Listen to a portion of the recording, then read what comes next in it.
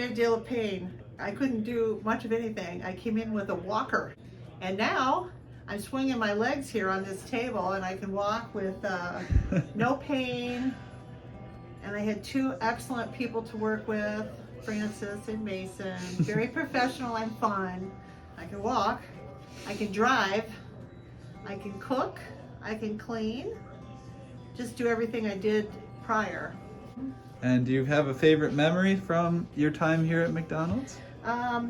I think every time I did something that I didn't think I was able to do stands out. Or like when Francis measured me and I bumped up 20 instead of 5.